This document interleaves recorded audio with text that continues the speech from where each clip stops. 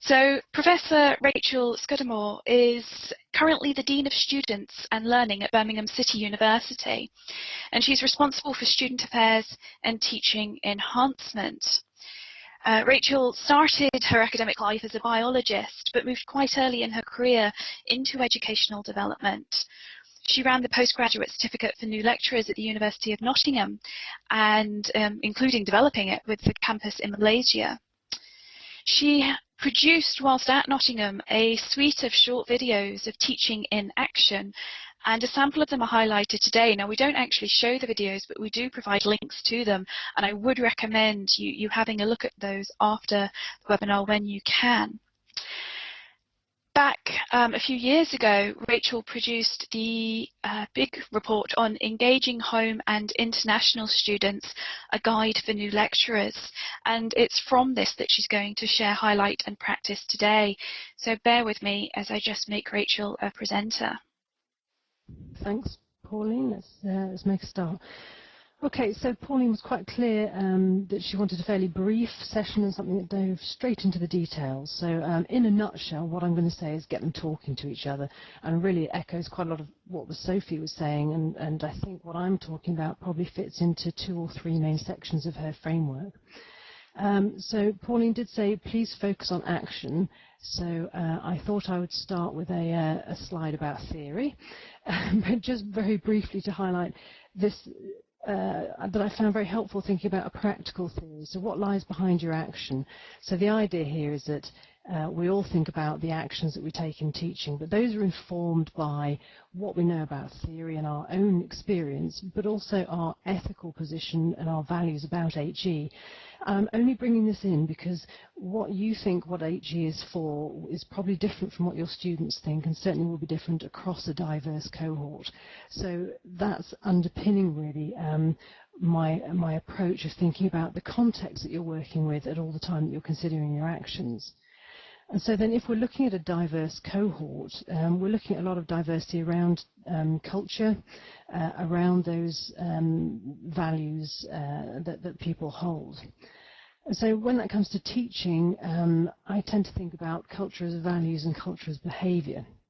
So if we're talking about culture as values, then we need to be doing things like communicating about what we expect students to get out of this experience, about the learning outcomes that we're setting, how we assess them, give them examples, etc. If we're looking at culture's behaviour, then we're talking about what have students been through before, what would they expect of coming into your classroom, what ground rules would be considered reasonable. And most of the time, the issue really in dealing with diversity is being explicit about this so that you're quite clear with students what you think is appropriate, and you can actually discuss some of that with your students. So in terms of then approaches to teaching and to engaging your students, I draw on 3 principles really that are about inclusivity, which are about students taking ownership of their learning, so the student being in control of what they're doing, about using their previous knowledge, so make use of this diversity that you have. Students have all sorts of experiences from their education, from where they live and have grown up. You can probably draw that in the subject in some way. And social interaction, get them talking, as Sophie has been saying, encouraging communication is the best way for people to learn about each other and learn how to get along. So that's kind of what I take from the theory. And then in terms of evidence, I'm quite interested in some of Hattie's work on what is effective in teaching, which he measures as a measurable improvement in grades. And so it's interesting that feedback comes out top of the list. Students' prior ability is clearly in there as well. But then third on the list, and this is really important, is the instructional quality. So what I'm taking from this really is that it's what you do in the classroom has a massive effect. And so it is helpful to look at the various techniques that you can use. Of course, that's within a bigger picture, and the HEA has got this nice approach to the student, focusing on international students as a source of diversity, where teaching and learning in the classroom fits in the wider scheme of the whole student, if you like, the complete educational experience. So what you do in the classroom is part of the student's bigger world. I think that's important to remember as a context. Okay, so what I want to do from here then is look at some particular examples of what one might do.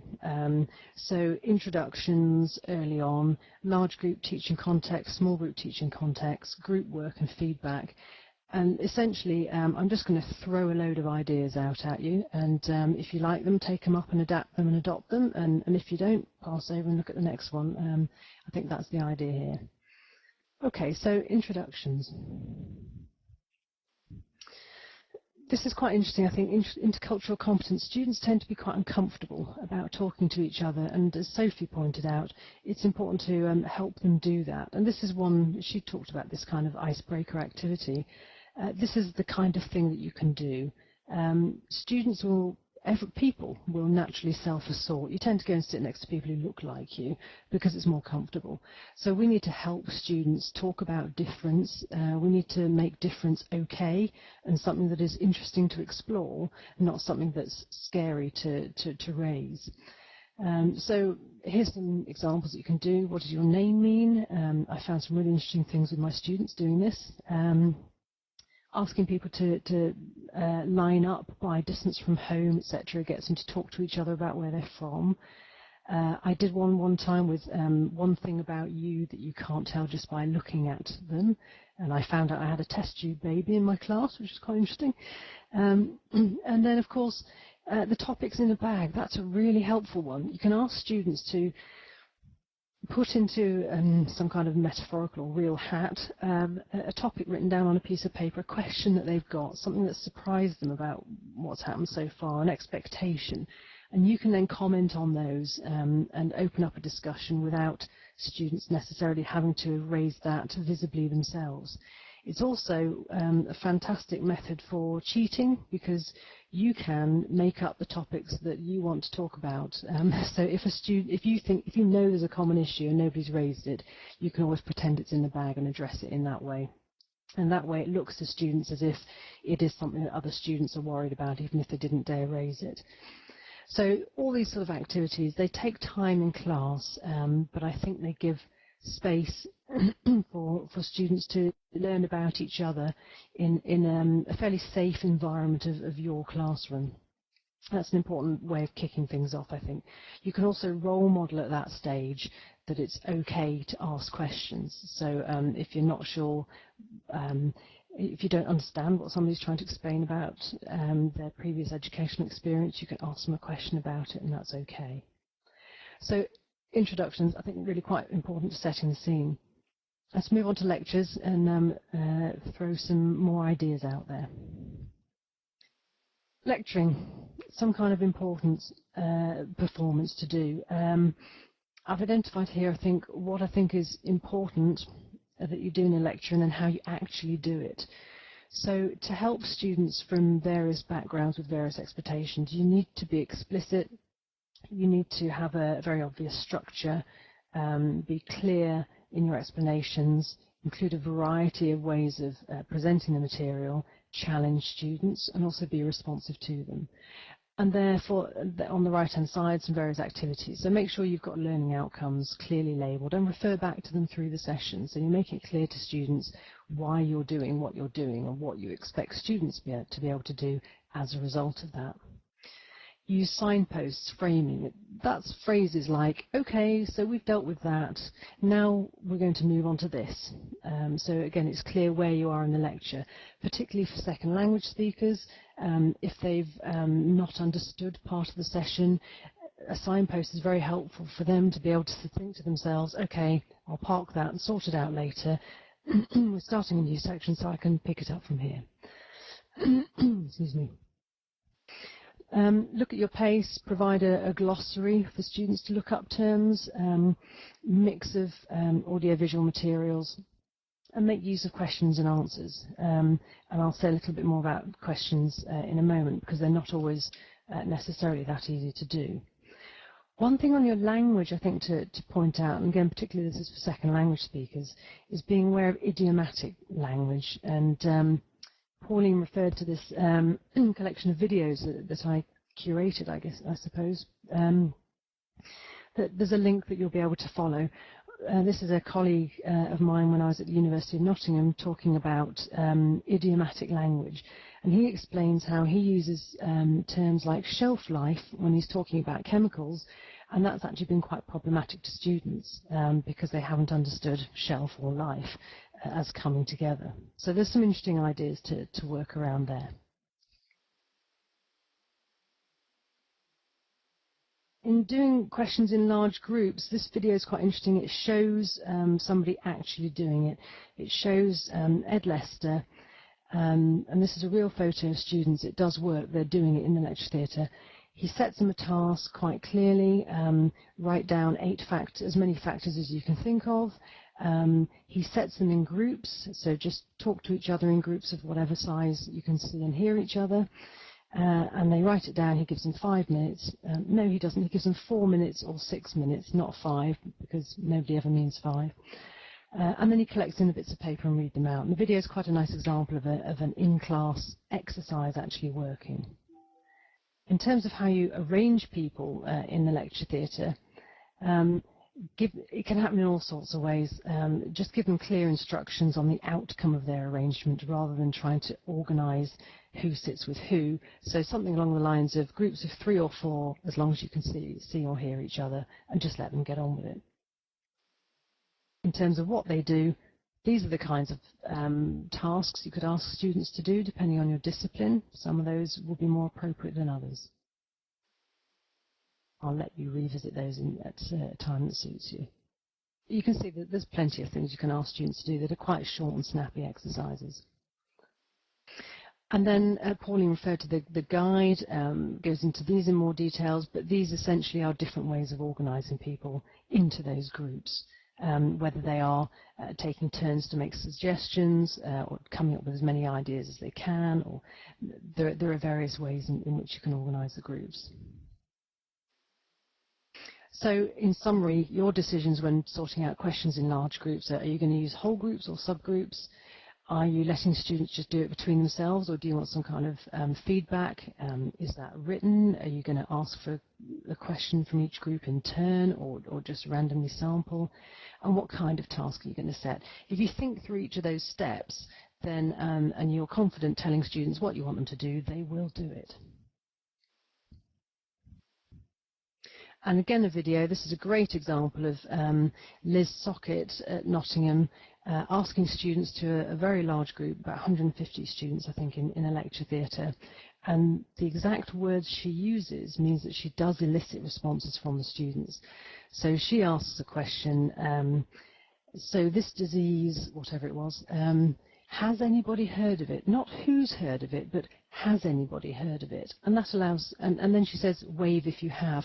So it's a very open question. Students don't have to know anything, and she's told them what she wants them to do. Has anybody heard of this? Wave if you have. So it's very clear, it's very easy for students to engage, and it works, and she does get questions. And of course you can apply technology as well, and this is Andrew Fisher at the University of Nottingham using student response systems. He teaches philosophy, and he likes to get students to vote on, for example, whether they give to charity or whether they think abortion is okay, and then he adapts his lecture to that and then asks them again at the end. So that's quite interesting in engaging the students. Okay, in small groups, really it's about breaking larger groups into small groups, and I'm going to whiz through a number of patterns here that are ways of getting smaller group discussions out of a larger group. So you may be the only tutor facilitator. Students need to have clear instructions what they're doing, and you're just popping in and checking. If you're lucky and you've got some postgrads perhaps, or third year older students to help with you, then again you need to train them up and they can work with the groups, or a combination. Okay, so you can consider your options. This video that I'm highlighting is quite an interesting one for an activity that you could do in those groups. So Nikki Pitchford here, again from Nottingham, that's where I put this project together before I moved to Birmingham City. Nikki has got a fabulous exercise here working with students on reading an academic paper.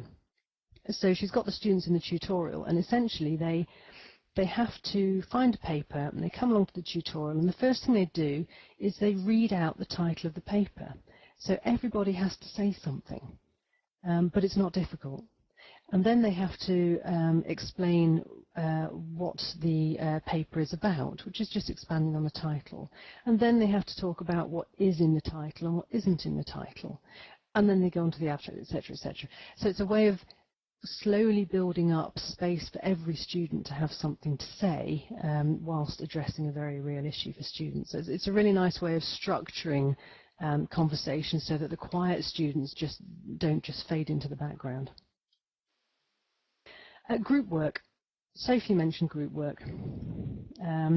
I would agree entirely with what she says about you need to help students a lot with this. She talked about it in her supporting interaction section.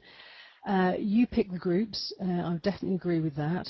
You need to be sensitive. You know, if you have a Muslim woman, then don't put her on her own with some men. That might be uncomfortable for her.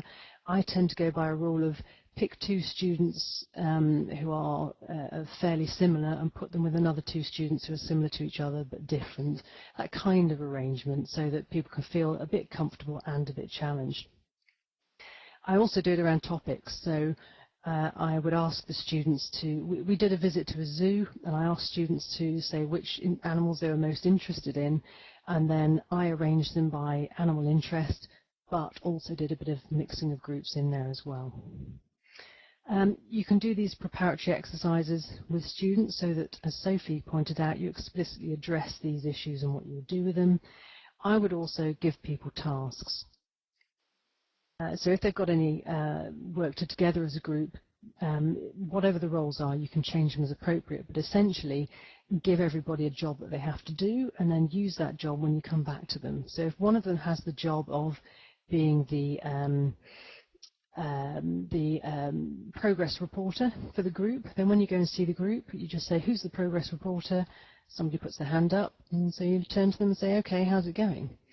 So that you are making use of their role rather than just letting the most confident student take over at every stage. So you can have roles like project manager, keeping things on course. You might want a main researcher, or you might share that out.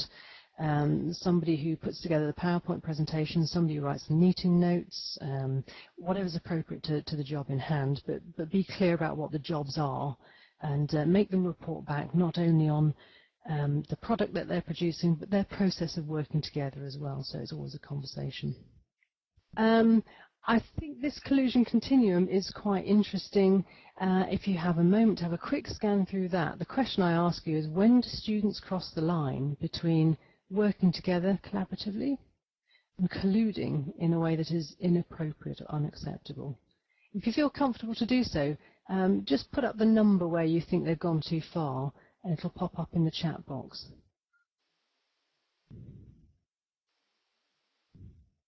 Okay, Pauline's chipped in.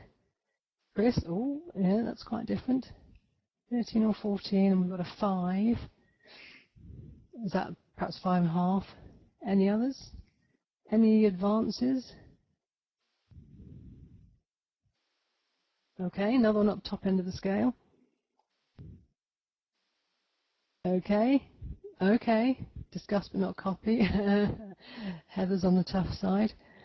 Okay, yeah, it's difficult, isn't it? That's the point, really. I don't think there's necessarily a right answer, although there may be in your institution's regulations. Technically, 16 is actually the only point where they're committing an offence, because that's when they're submitting it. But usually people vary somewhere, as you have, between 5 and 14. My point here is that if you're differing and you're not quite sure perhaps and arguing it, how are students supposed to know what is right and what is wrong?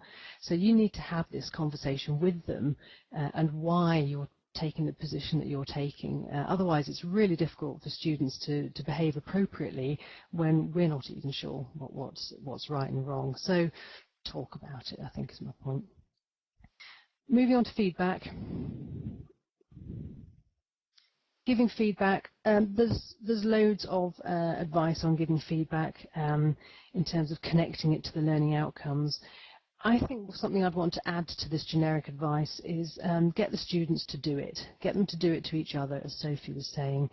Get them to reflect on how good their work is as they hand it in. They need to be in control of their own learning experience. They shouldn't be too reliant on you. Another video is quite an interesting one. Sarah on the right teaches physiotherapy. She has a practical class 3 times a week. It's one cohort divided into 3 sets. At the end of the week, she goes online and she does a 5-10 minute recording of all the good points and bad points she's seen across the sessions. It also incidentally produces a recording which, again, for second language speakers or for revision is really helpful for including all of the students in your cohort. So, in concluding, referring back to the principles, students taking ownership, using their previous knowledge and getting them to engage socially, intellectually socially in structured ways. And so your principle for actions are creating conversations, encouraging appropriate and comfortable social contact, and getting students actively participating. So I think I started off at the beginning by saying, in a nutshell, get them talking. And I think that's probably where I'd end. I've referred to a number of sources, and there is a reference list there, so you'll be able to dig out a lot of the videos and the details from there.